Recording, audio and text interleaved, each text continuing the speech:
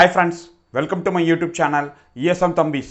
இன்னைக்கு நம்ம எதை பத்தின வீடியோ பார்க்க இருக்கோம்னா ஃப்ரெண்ட்ஸ் குறிப்பாக ECHS பற்றி ஒரு முக்கியமான அப்டேட் வந்திருக்கு. அதோட எலிஜிபிலிட்டி சர்டிஃபிகேட்டை பற்றி இதுக்கு அடுத்து இன்னைக்கு அதாவது 11/2/2025 எம்எஸ்பி வச்சு நம்ம சுப்ரீம் கோர்ட்டில் கேஸ் போட்டிருந்தாங்க.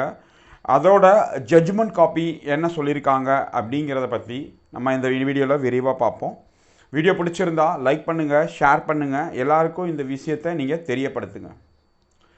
ஃப்ரெண்ட்ஸ், ஃபஸ்ட்டு வந்து நம்ம ECHS எல்லாருக்குமே தெரிஞ்ச விஷயந்தான்.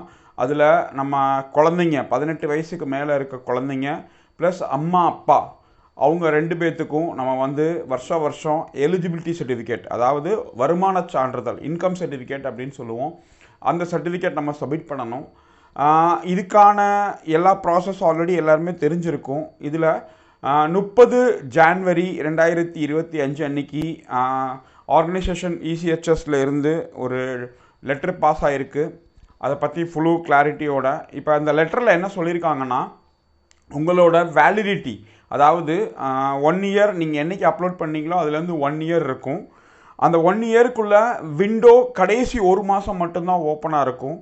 அந்த 1 மந்த்துக்குள்ளே நீங்கள் வந்து உங்களோட வருமான சான்றிதழை நீங்கள் அப்லோட் பண்ணல, அதாவது தமிழ்நாடு கவர்மெண்ட்லேருந்து வாங்கிட்டு வர வருமான சான்றிதழாக இருக்கட்டும், இல்லை உங்கள் இன்கம் டேக்ஸ் ரிட்டர்ன் 5ஆக இருக்கட்டும், இல்லை 26ASஆக இருக்கட்டும், இதில் எது நீங்கள் ஃபைல் பண்ணாலும் உங்களுக்கு எந்த பிரச்சனையும் இல்லை, ஏதாவது ஒன்று ஃபைல் பண்ணி ஆகணும்.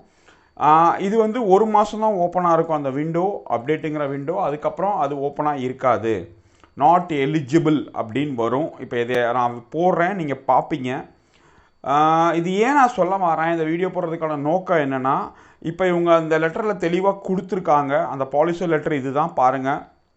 இந்த லெட்டரில் அவங்க கீழே பார்த்தீங்கன்னா அந்த 3ஆம் பேராகிராஃப் 2ஆம் பேராகிராஃப் நீங்கள் பார்த்தீங்கன்னா அதில் ரொம்ப கிளியராக கொடுத்துருக்காங்க. இந்த மாதிரி நாங்கள் வந்து அந்த விண்டோ வந்து 1 இயர் மட்டும்தான், 1 மந்த் மட்டும்தான் ஓப்பனாக வச்சுருக்கோம். அதுக்கடுத்து வந்து பிளாக் ஆயிரும். அதுக்கப்புறம் நீங்கள் ECHSஐ பார்த்து லெட்டர் எழுதி கொடுத்து செல்ஃப் அட்ரஸ்ட் பண்ணி காப்பி கொடுக்கணும். அதுக்கப்புறம் அதில் 1 இயருக்கு உங்களுக்கு விண்டோ ஓப்பனாக தான் இருக்கும். அதாவது கார்டு பிளாக் ஆயிரும், 1 இயருக்கு அந்த விண்டோ ஓப்பனில் இருக்கும். நீங்கள் அந்த வருமான சான்றிதழ் கொடுத்துட்டிங்கன்னா அதை அப்லோட் பண்ணிடலாம். அப்படி நீங்கள் கொடுக்கல அப்படின்னீங்கன்னா ஆஃப்டர் 1 இயர் உங்களோட கார்டு இஸ் பெர்மனன்ட்லி பிளாக்டு. அதை யாராலையும் திரும்ப எடுக்க முடியாது. அதுக்கப்புறம் உங்களுக்கு தேவை அப்படிங்கிற போகும்போது உங்களுக்கு புது கார்டு தான் அப்ளை பண்ணணும். சரியா? இது ரொம்ப இம்பார்ட்டண்டான ஒரு பாயிண்ட். அதனால் தயவு செஞ்சு வயசானவங்க இல்லை 18 வயசுக்கு மேலே இருக்க குழந்தைங்க இருக்கிற ECHS பெனிஃபிஷரிஸ் இந்த விஷயத்தை கவனித்து உங்கள் டைரியில் நோட் பண்ணி வச்சுக்கோங்க, எப்போ உங்களுக்கு இந்த எலிஜிபிலிட்டி சர்டிஃபிகேட் கொடுக்கணும்னு. அதனால் அந்த டேட் முடிகிறதுக்கு முன்னாடியே நீங்கள் ப்ராப்பராக அந்த எலிஜிபிலிட்டி சர்டிஃபிகேட் கொடுத்துருங்க. பை சான்ஸ் முடிஞ்சிருச்சுன்னா இமீடியட்டாக போய் OSC பாலிகிளினிக் அவங்கள போய் பார்த்து இந்த பிரச்சனைக்கு ஒரு சொல்யூஷன் பார்த்துக்கோங்க. இல்லாட்டினா நீங்கள் மறந்துட்டீங்கன்னா அவங்களும் இன்டிமேஷன் கொடுக்க மாட்டாங்க, உங்களுக்கு அது தெரியாது. அப்போ அவங்க கார்டு பிளாக் ஆகிறதுக்கு மிகப்பெரிய வாய்ப்பு இருக்குது. அது பர்மனெண்ட்டாகவே பிளாக் ஆயிரும்.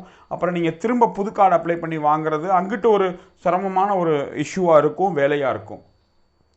இப்போ இதில் வந்து எல்லாருக்குமே தெரியும் ECHS மொபைல் ஆப் இருக்குது. அந்த மொபைல் ஆப் மூலமாகவே இந்த விஷயத்தை நீங்கள் சீக்கிரமாக பண்ணிக்கலாம். எல்லாருமே இந்த ECHS மொபைல் ஆப்பை உங்கள் மொபைல் ஃபோனில் ப்ளே ஸ்டோர்லேருந்து டவுன்லோட் பண்ணி உங்கள் மொபைல் ஃபோனில் இன்ஸ்டால் பண்ணிக்கோங்க. இது ஆல்ரெடி நம்ம வீடியோ போட்டாச்சு. இதான் அந்த வீடியோ, பார்க்கலன்னா போய் பார்த்துக்கோங்க.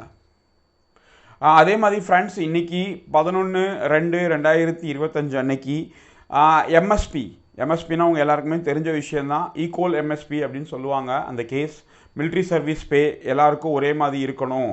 இப்போ ஆஃபீஸர்ஸாவுக்கு தனியாக இருக்குது, MNSக்கு தனியாக இருக்குது, அதே மாதிரி ஜவான் ஜேசியோஸ்க்கு தனியாக இருக்குது. மிலிட்ரி சர்வீஸ் பேனா ஒரே மாதிரி இருக்கணும், ஈக்குவல் எம்எஸ்பி அப்படின்னு சொல்லி வாய்ஸ் ஆஃப் எக்ஸ் சர்வீஸ்மேன் அவங்க வந்து நிறைய கேஸ் போட்டு இதுக்கப்புறம் இந்த கேஸ் எல்லாம் பிரச்சனையாகி இப்போ சுப்ரீம் கோர்ட் போயிருந்தாங்க.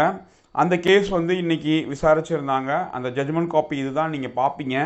அந்த யார் யார் பெட்டிஷனர், யார் என்னதுன்னு பார்த்துக்கோங்க. இப்போ இதில் என்ன சொன்னாங்கன்னா, அந்த கேஸ் வந்து இப்போ தள்ளுபடி பண்ணிட்டாங்க. ஆல்ரெடி கொடுத்த ஜட்ஜ்மெண்ட்டை கொடுத்து தள்ளுபடி பண்ணிட்டாங்க இந்த கேஸை, எம்எஸ்பியோட கேஸை.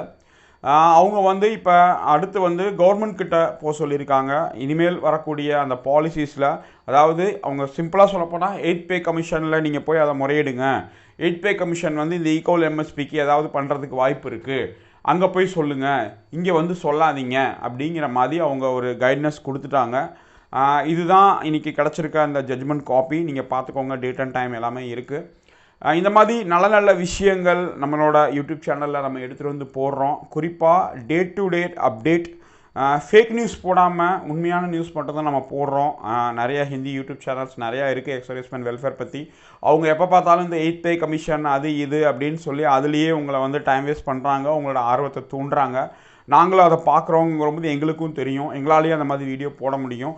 ஆல்ரெடி நம்ம ஃபிட் அண்ட் ஃபேட்டரை பற்றி 8 பே கமிஷனை பற்றி ஆல்ரெடி போட்டாச்சு. திரும்ப நாங்கள் போட மாட்டோம். கவர்மெண்ட்லேருந்து எந்த விதமான அஃபிஷியல் அனௌன்ஸ்மெண்ட் வராமல் நம்ம ஜஸ்ட் ஃபார் டைம் பாஸ்க்கு எதுவுமே போட மாட்டோம் அப்படிங்கிறத நான் கேரண்டி கொடுத்துக்கிறேன். நம்மளுக்கு ஏதாவது ஒரு இன்ஃபர்மேஷன் ஆத்தென்டிகேட்டாக இருந்துச்சு, உண்மையாக இருந்துச்சு, அதை மட்டும்தான் நம்மளோட யூடியூப் சேனலில் போடுவோம். அதனால தான் க்ரோ ஆகுது, வியூஸ் போகலை, எதுவுமே நம்மளுக்கு கவலை கிடையாது. ஆனால் நம்மளோட சேனல் என்றைக்குமே உண்மையான விஷயத்தை மட்டும் 100% நம்மளுக்கு தெரிஞ்ச விஷயத்தை மட்டும்தான் சொல்லுவோம். பொய்யான ஃபேக்கான மெசேஜ் நம்ம சேனலில் வரவே வராது. ஏன்னா வீடியோ மிஸ் ஆகிறதுக்கு வாய்ப்பு இருக்குது. ஆனால் ஃபேக் நியூஸ் போட்டு நம்மளுக்கு எந்த விதமான இதுவும் பண்ணக்கூடாது அப்படிங்கிறது சேனல் ஆரம்பிக்கும் போதே நான் வந்து முடிவெடுத்து ஆரம்பித்தது தான். நம்ம சேனலை பெண்களும் குழந்தைங்களும் கண்டிப்பாக பார்க்குறாங்க. அவங்களுக்கு ஒரு விஷயத்தை சொல்லிக் கொடுக்கும்போது அது உண்மைன்னு நம்பிடுறாங்க. சரியா? அதனால் யூடியூப்பில் வர எதுவுமே உண்மை கிடையாது. யார் உண்மையாக சொல்கிறா, யார் பொய் சொல்கிறா, நீங்கள் தான் பிரித்து பார்த்து தெரிஞ்சுக்கணுங்கிறது உங்களோட முடிவு. தேங்க்யூ வெரி மச் வாட்சிங் திஸ் வீடியோ.